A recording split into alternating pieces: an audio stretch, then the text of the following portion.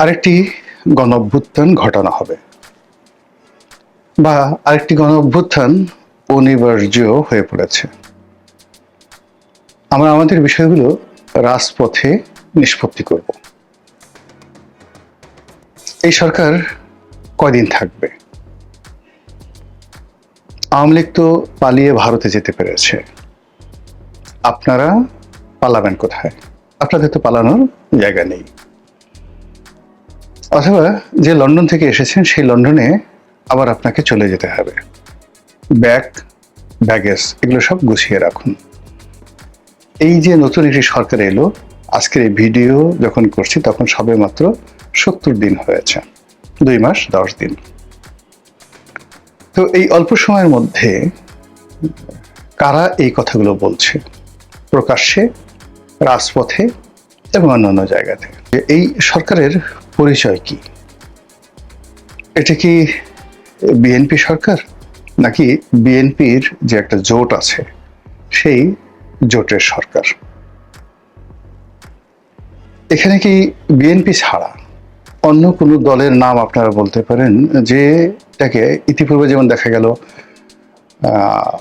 মহাজোটের সরকার বলা হতো বা বিএনপি জামাত জোটের সরকার বলা হতো? তো সেই রকম কোনো পরিচয় আছে কিনা? পরিচয় নেই।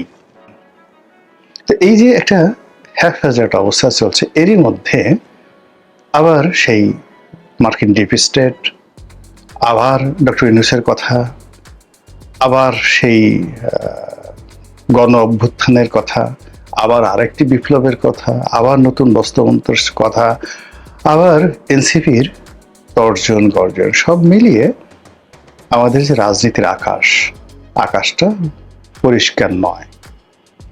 আকাশটা অন্ধকার, ভীষণ রকম অন্ধকার। সেই অন্ধকারের মধ্যে আপনি কি কোনো আলোর ঝলকানি দেখতে পাচ্ছেন? সেটা কি বজ্রপাত? সেটা কি বিদ্যুতের চমক? নাকি কোনো সপ্তর্ষি অথবা চন্দ্র, সূর্য বা অন্য কোনো বড় কোনো তারকার আলো? গণভবন এবং 32 নম্বর, এই দুটো ভবনের যে ডাকাতি, রাহাজানি, লুটপাট, এগুলো নিয়ে ডে বাই ডে যত দিন যাচ্ছে তত মানুষের ক্রোধ বাড়ছে, ক্ষোভ বাড়ছে, বিচার চাচ্ছে। এবং যারা এই কর্মগুলো করে একটা সময় খুব আনন্দ উপভোগ করতেন, এখন তারা সবাই হতাশায় ভুগছেন, অনেকে আতঙ্কে ভুগছেন এবং নানা রকম সামাজিক, মানসিক, পারিপার্শ্বিক এবং প্রাকৃতিক জটিলতায় পড়ছেন। আপনি যদি কোনো ব্যক্তির হক নষ্ট করেন, এই দুনিয়াতে আপনাকে তার কর্মফল ভোগ করতে হবে। আপনি যদি কোনো সম্মানিত ব্যক্তির সম্মান হানি করেন, খোদার কসম, আল্লাহর কসম, সম্মানিত ব্যক্তির সম্মান হানি করলে আরশে আজিম পর্যন্ত কেঁপে ওঠে। কোনো রাষ্ট্র, কোনো সমাজ, কোনো দেশকাল যখন এদের দিকে আঙ্গুল তুলে তাকায়, মুহূর্তের মধ্যে আল্লাহর সর্বোচ্চ, মানে ওই যে সম্মানিত ব্যক্তিকে অসম্মান করলে যা হয় তার চেয়ে বেশি, যাকে বলা হয় গজব, আল্লাহর পক্ষ থেকে নাজিল হয়ে যায়। তো গত সেই 18 মাসে ধরে এই বাংলাদেশে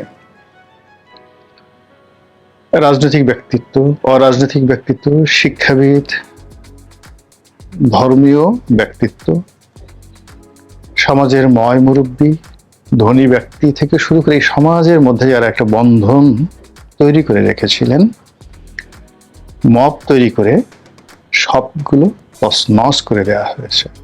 তো যেটা বলছিলাম যে ইদানিং আপনি দেখবেন যে যারা এই গণভবন চুরির সাথে জড়িত, 32 নম্বর ভাঙ্গার সাথে জড়িত, তাদের সেই রমরমা ভাব নেই। তারা আগের মতো বলতে পারছে না আমি এই কাজগুলো করেছি। তারপর এটা গর্বের বিষয় নয়, বরং যারা খুব চিহ্নিত হয়ে গেছে যে এই কাজগুলো তারা করেছে, তারা অনেকে গা ঢাকা দিয়েছেন, অনেকে নিজেদের দায় অন্যের উপর চাপাচ্ছেন, ইত্যাদি ইত্যাদি নানা রকম ঘটনা ঘটছে। এর বাইরে প্রকৃতির অভিশাপ শুরু হয়ে গেছে। অনেকের ব্যক্তিগত জীবন, তার শারীরিক মানসিক যে ভারসাম্যতা, অর্থনৈতিক জীবন তছনছ হয়ে গেছে।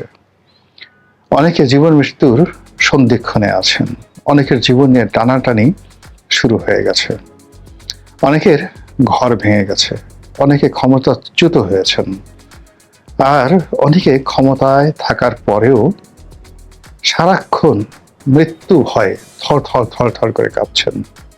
এই ঘটনার সাথে যারা জড়িত, এই মার্কিন ডিপ স্টেটের অসংখ্য দালাল এই বাংলাদেশে এখন কিলবিল কিলবিল করছে। সে সকল দালালদের মধ্যে 10 জন শীর্ষ দালাল, যারা আবার সরকারের গুড বুকে নেই। এরকম শীর্ষ 10 জন দালালকে এই মুহূর্তে গোয়েন্দা নজরদারিতে রাখা হয়েছে। যখনই কোনো গোয়েন্দা সূত্র আসে, এটা ধরে নেবেন 50-50। এর কারণে এর কোনো সুনির্দিষ্ট প্রমাণ নেই। কিন্তু আমি ঘটনা যেভাবে বলবো বা যেভাবে আমি দেখছি, তাতে করে আপনারা স্পষ্ট বুঝতে পারবেন যে কারা এই 10 জন এবং কেন তাদেরকে নজরে রাখা হয়েছে। কেবলমাত্র দেশের গোয়েন্দারা তাদেরকে নজরে রাখছে তা নয়, বিদেশি গোয়েন্দা তারাও নজরে রেখেছে। এই বিষয়গুলো নিয়ে আলোচনা করার আগে আপনাদেরকে বলি যে মার্কিন ডিপ স্টেটটা এখন আসলে কি করছে বা তারা কি করতে চাচ্ছে। আপনারা জানেন যে আমাদের দেশের যে সরকার পরিবর্তন হয়েছে, 2টো সরকার পরিবর্তন হয়ে গেল, শেখ হাসিনার সরকার এবং ডক্টর ইউনূসের সরকার। এই 2টো সরকার পরিবর্তনের পেছনেই ডিপ স্টেটের সিদ্ধান্ত, চক্রান্ত, কারসাজি। যারা শেখ হাসিনাকে সরিয়েছে তারাই ইউনূসকে বসিয়েছে। ডক্টর ইউনূসের কাছে তাদের যে চাহিদা ছিল, কামনা ছিল, বাসনা ছিল, এটা তো হয়নি। দ্বিতীয়ত, তারা যেটা মনে করেছে যে এই লোকটি যদি ক্ষমতায় থাকে তাহলে আগামীতে এই অঞ্চলে তাদের যতটুকু ব্যবসায়িক স্বার্থ রয়েছে সেই স্বার্থটুকু তাদের থাকবে না। কাজে এই আপদ চলে যাক। আর এই কাজগুলো করার জন্য বিভিন্ন জায়গাতে তাদের যারা এজেন্ট রয়েছে, সেই এজেন্টগুলো, ডিপ স্টেটের এজেন্টগুলো অত্যন্ত সুকৌশলে সেই কাজগুলো করেছে। এখন ডিপ স্টেটের এজেন্টরা, আমি বলবো যে তারা কোথায় কোথায় থাকে। ব্যবসায়ীদের মধ্যে ডিপ এজেন্টের মানে ডিপ স্টেটের এজেন্ট যারা আছে, ব্যবসায়ীদের মধ্যে আছে যারা বিশেষ করে বিভিন্ন ট্রেড ইউনিয়ন করেন, যারা সবসময় দেখবেন যে টেলিভিশনে মুখ দেখায়, সবসময় রাজনীতির কাছাকাছি যায়। এরপরে কিছু হলেই তারা প্রধানমন্ত্রীর কার্যালয়ে যাবে, সংবাদ সম্মেলন করবে। এইরকম যদি আপনি 30-40 জন লোক বাংলাদেশকে টার্গেট করেন যে গত 10 বছরে কারা কারা কিছু হলেই দৌড়দৌড়ি করে সরকারের পক্ষে, সরকারের বিপক্ষে, এই যারা ব্যবসায়ীদের, হয়তো এদের মধ্যে কেউ কেউ বড় ব্যবসায়ী, কিন্তু বেশিরভাগ ক্ষেত্রেই তারা দালালি করে, কিন্তু ব্যবসায়ী তাদের নাই। এই গ্রুপের মধ্যে ডিপ স্টেটের এজেন্টগুলো লুকায়িত থাকে। কারা কারা আছে আপনারা একটু চিন্তা করলে বুঝতে পারবেন। এরপরে প্রভাবশালী গ্রুপ হলো সংবাদপত্র। এখানে সংবাদপত্র মালিক আছে, সংবাদপত্রের সম্পাদক আছে এবং সাংবাদিক আছে। সাংবাদিকদের মধ্যে আবার 2টো গ্রুপ আছে।